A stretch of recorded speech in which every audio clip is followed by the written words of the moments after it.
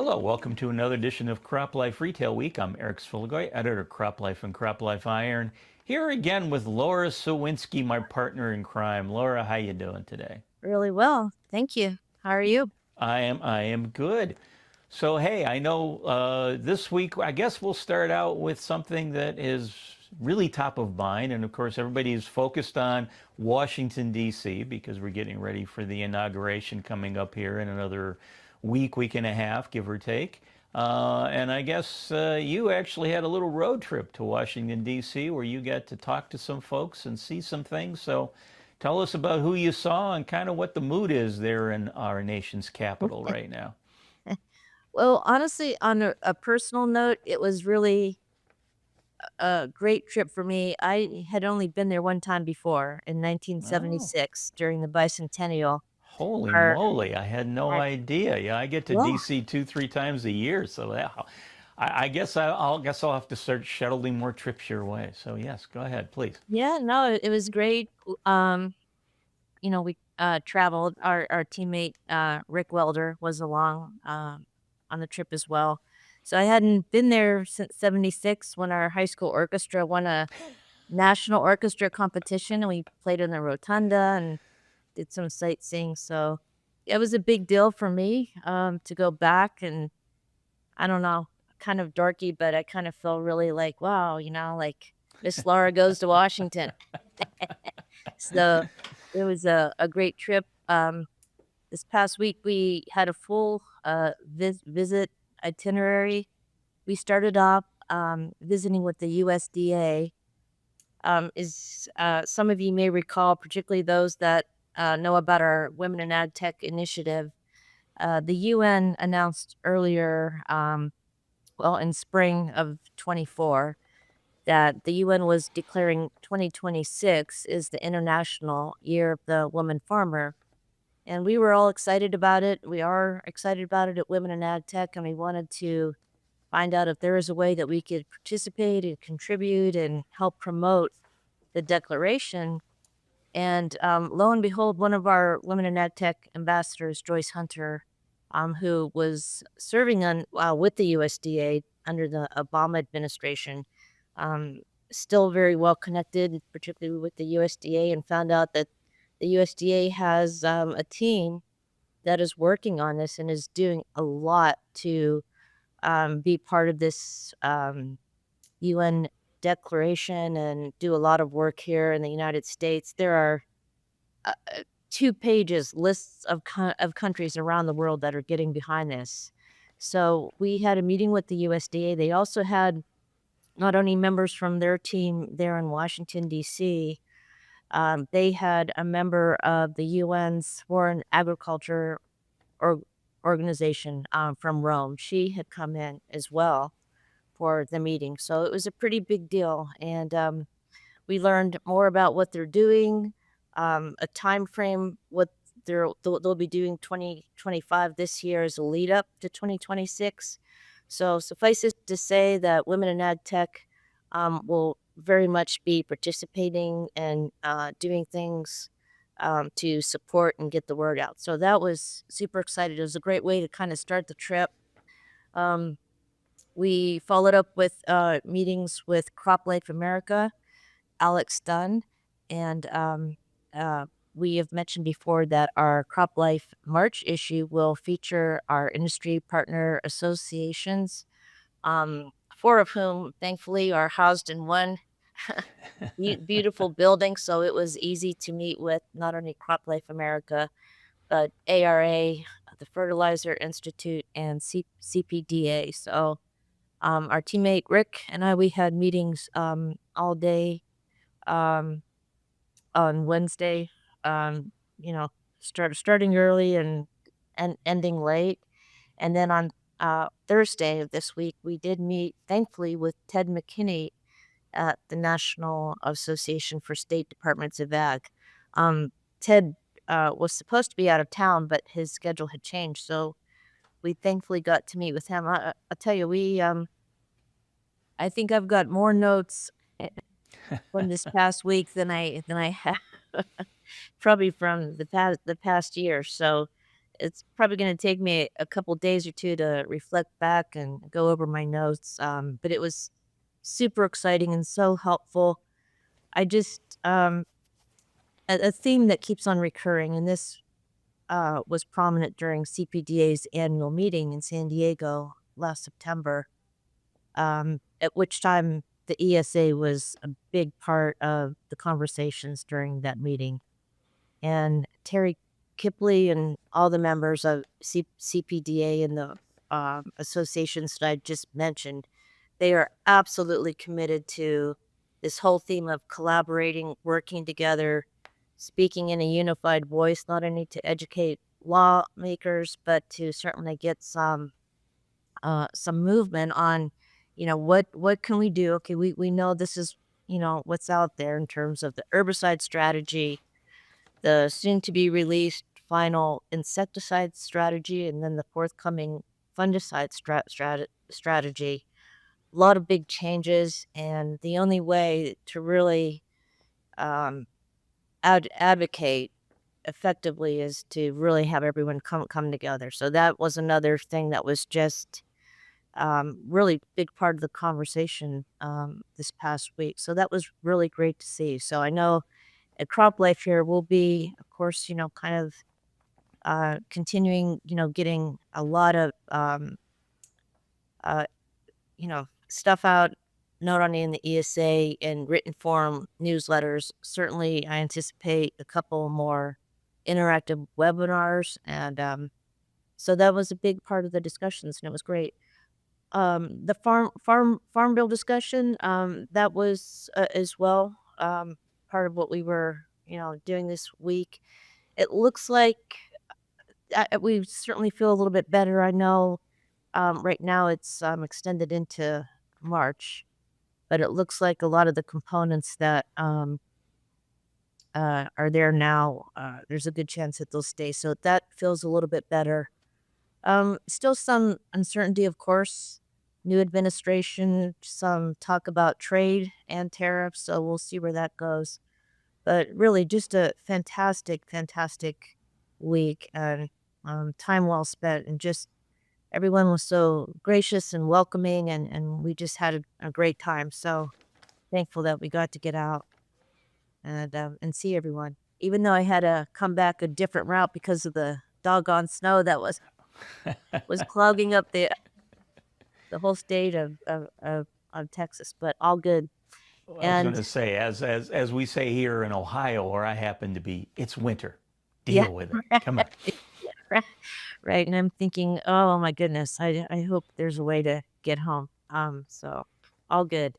And then I'll just end on a really a good high note, and I guess I'll kinda have to eat my words because I was uncertain that the, tentative agreement that the ILA longshoremen and the USMX, waterfront employers, that would be port associations, containerized ocean carriers, etc. If you recall, the master agreement had expired last September. 3 or 4 days of a strike, at which time they decided to, kind of put something in place until January 15th, which is right around the corner. And on Wednesday, January 8th, much to my surprise and delight, the two parties said that they had reached an agreement. So there would not be any disruption on the East Coast and Gulf Coast as far as ocean-borne, particularly containerized freight. In fact, the trucker had an item. I did want to mention one thing because this did come up even during our discussions, the status with the strike and what would happen. So, bulk soybean and grain export facilities in the Gulf and East Coast and Great Lakes, they're not quite part of this arrangement. They either have their own Oh, people that work the vessels and so forth. However, it would have, had this dragged on or past the deadline. It was the containerized soybeans, soybean bean meal, other ag exports that are containerized, of course. So chilled and frozen meat, eggs, etc. Um, so yeah, so some folks are like, yeah, no, it's not a big deal because, well, true for the bulk stuff, but still the containerized ag exports would have been affected. So that's a whole lot of talking I just did. Oh, That is. Oh, hey, quick question though, because I yes. know the dock workers, I saw that report too. I saw that, they negotiated 61.5% pay raise over 6 years, which is good. You and I have to talk after we're off camera. I'd like a 10% pay raise every year for the next 6 years as well. But you had mentioned earlier when we were talking about this, the issue of automation and the use of Mm, automation and automated systems on the docks was a little bit of a sticking point. Any absolutely. update on what was in the final contract regarding that? Yeah, the final contract, I guess, I don't know that they've released it. This was just a tentative agreement Hmm. that was announced on January 8th. But other reports that I read, there was concessions on both sides. We'll do this, but not this. So Okay. both sides got a little bit. It wasn't a full blown. We're displacing longshoremen. Nor was it a hard no. Pencil and paper only. The two sides, to their credit, found a way to come to an agreement on that point, which is it's going to be a sticking point for the ILWU on the West Coast when that time comes. Right, it's just that is the big thing that everyone is concerned about. So, Okay. All it, right. Well, like I said, I just wondered if you had an update on that. So again, yep, viewers, stay tuned. As we find out more information, we will be more than happy to share because we like listening to Laura talk nonstop for 11 minutes. So, Philly, that was a mouthful. all right. Well, hey, keeping with our theme of good news, I have some to share as well. Again, of course, for years we've talked about this whole litigation going on across the world regarding glyphosate and the former Monsanto, now Bayer, of course, fighting in the courtrooms of the world to basically defend the use of their product against folks that are saying that using that product has harmed them. So we found out this week that the Federal Court of Australia has ended all Roundup cases in the country. Basically, they've agreed with the plaintiff, in this case Bayer, that the suits that had been brought in the country had no merit, were not based on science, so they should be dismissed. So I guess in this case, Bayer and glyphosate now is free and clear in the land down under.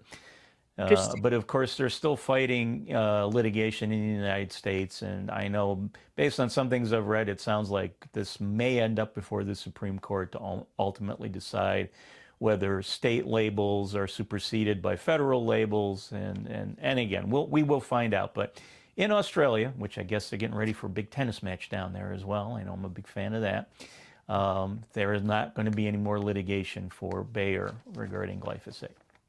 That's good news too, and I'm wondering how much bearing that'll have on legal outcomes here in the U.S. But yeah, no, that's a big development for sure. Well, and I was going to say, and I know in the item that I had picked this up from, they mentioned that Bayer's had already favorable outcomes in 15 of their 22 trials regarding Really? glyphosate here in the U.S. So, again, their win percentage is going up, which Mm-hmm. good Mm-hmm. news for them, good news for the Mm-hmm. industry, of course. So, Good. all right, well, Miss Laura, then let us try to end on another positive. Time for yours and everyone's favorite segment of the show. Time for Fun with Numbers.